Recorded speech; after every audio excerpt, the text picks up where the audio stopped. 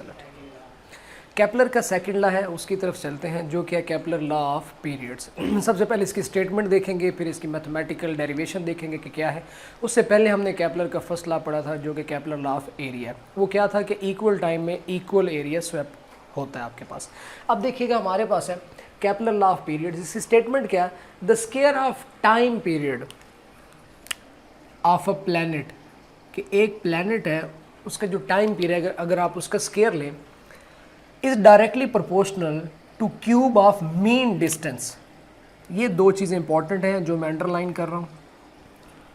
Between sun and planet, कोई आपके पास एक प्लैनेट है, ये कंसिडर कर लें, कोई भी प्लैनेट है, ये एलिप्टिकल ऑर्बिट में मूव कर रहा है। इसका जो टाइम पीरियड होगा अगर आप उसका स्क्वायर लें तो वो डायरेक्टली प्रोपोर्शनल होगा किसके, cube of mean distance between sun and planet.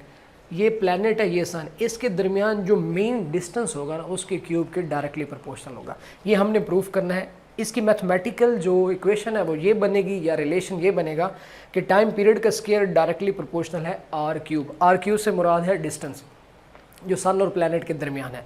Explanation वैसे ही है जैसे हमने फर्स्ट लॉ में की थी। Consider a planet of mass MP। आपने एक प्लैनेट कंसिडर करना है जिसका मैस MP है आपके पास, revolving around a sun having a mass MS। Sun का मैस क्या है हमारे पास, MS।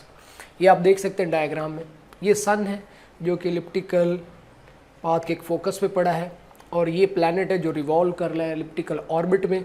इनके दरमियान डिस्टेंस R है, एंगल थीटा है, ठीक है। ये सेमी मेजर एक्सेस और सेमी माइनर एक्सेस होता है। अब देखिए वो कहता है कि ये जो प्लैनेट है और ये जो सन, इनके दरमियान एक फोर्स होगी अट्रैक्शन की, जिसको ग्रेविटेशनल फोर्स कहा जाता है। Force of gravitational between sun and planet, आप जानते हैं कि न्यूटन की लॉ ऑफ ग्रेविटेशन से गिवन है। न्यूटन का लॉ ऑफ ग्रेविटेशन हमने पहले लेक्चर में पढ़ा था, जो हमारा मैकेनिक्स का पहला लेक्चर था लॉ ऑफ ग्रेविटेशन, उसमें डिटेल से पढ़ा था कि फोर्स ऑफ ग्रेविटेशन क्या होती है।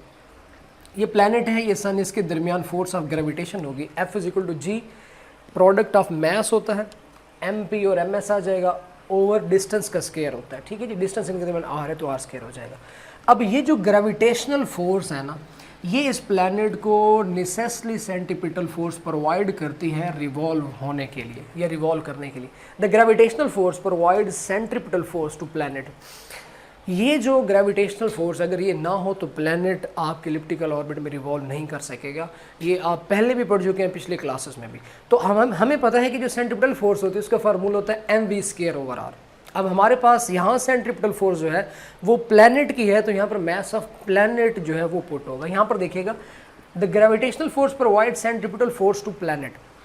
FC से रिप्रेजेंट किया जाता है सेंट्रीपिटल फोर्स को, mv²/r होता है। यहाँ पर मैस ऑफ प्लैनेट पुट होगा।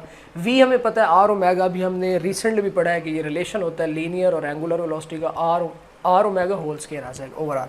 अब यहाँ पर देखें, अगर आप ये स्क्वायर ओपन करते हैं तो यहाँ आ जाएगा R², यहाँ आ जाएगा ओमेगा², ठीक है। तो यहाँ आपके पास क्या हो जाएगा, इस R के साथ ये R कैंसिल हो जाएगा, तो आपके पास जो सेंट्रीपिटल फोर्स है वो बचेगी FC = मैस ऑफ प्लैनेट, साथ में ये R आ जाएगा डिस्टेंस उनके दरमियान, और साथ में ओमेगा²। इसको हम इक्वेशन नंबर 2 कहते हैं, इसको इक्वेशन नंबर 1।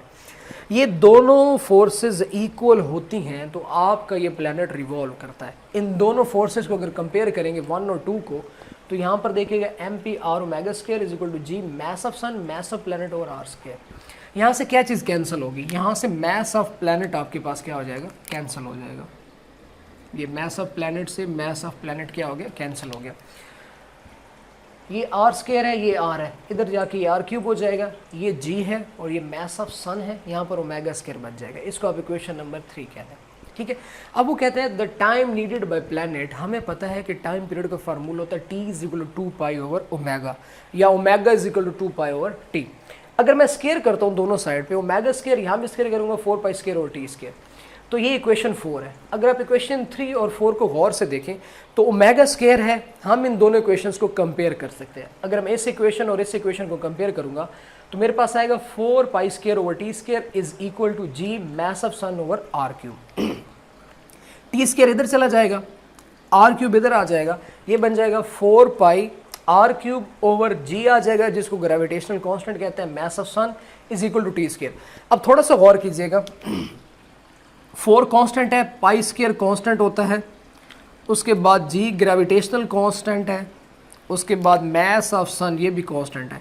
तो ये जो सारी टर्म है ना ये कांस्टेंट है। आर होता है सूरज और प्लैनेट के दरमियान डिस्टेंस, ये कांस्टेंट नहीं होता, ये चेंज होता है। आप यहाँ से देख सकते हो ये डिस्टेंस चेंज होगा, यहाँ पे करीब हो जाएगा सन के, यहाँ पे फारदेस्ट हो जाएगा। तो ये डिस्टेंस जो है ये आपके पास वेरी करता है। ये सारी चीज़ें कांस्टेंट है। तो जब आप पुट करेंगे T square is equal to constant into R cube, तो कांस्टेंट जब खत्म होगा और इक्वालिटी खत्म होगी तो प्रोपोर्शनल का साइन आएगा। टी स्क्वायर डायरेक्टली प्रोपोर्शनल है आर क्यूब। ये आपके पास ये फॉर्मूला था जो हमने प्रूफ करना था। अगर फ़र्ज़ करते हैं कि हमारे सूरज और प्लैनेट के दरमियान जो डिस्टेंस है वो ए के इक्वल है, तो यहाँ पे जब आप पुट करेंगे तो आपके पास बन जाएगा टी स्क्वायर डायरेक्टली प्रोपोर्शनल है ए क्यूब। इस ए को बोलते हैं सेमी माइनर एक्सिस का डिस्टेंस होता है, ठीक है। यहाँ से लेकर यहाँ तक ये ए है। अगर इसकी सूरत में होगा तो यहाँ पर ए आ जाएगा और ये ए क्यूब हो जाएगा। ये आपका सेकंड लॉ था केपलर का, जिस